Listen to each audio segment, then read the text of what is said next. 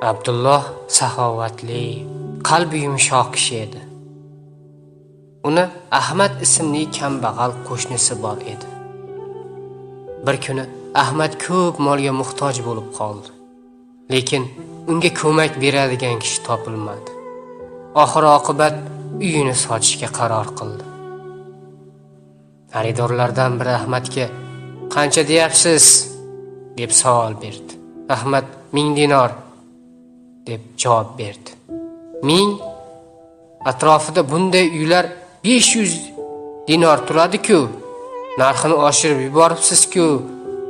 Insof qiling, deb Ahmadga xaridor xitob qildi.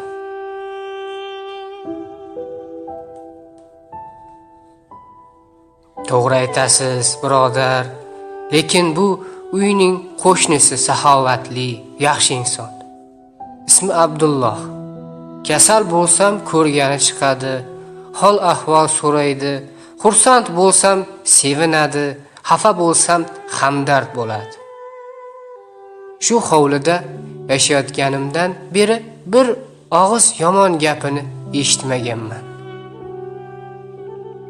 Xaridor Ahmadning gaplarini eshitgach, kimning Abdulloh kabi qo'shnisi bo'lsa, uyni sotmasligi kerak dedi.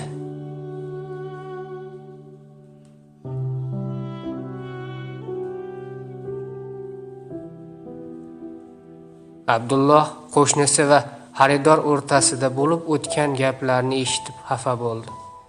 Chunki qo'shnisi pulga ehtiyoj sezib qolganini undan yashirgandi.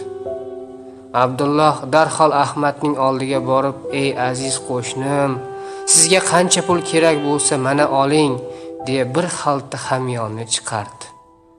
"Uyingizni sotmang, men sizga qo'shni bo'lib qolishni xohlayman", dedi. Bu voqea xalq orasida tarqalib, zarbul masalga aylandi.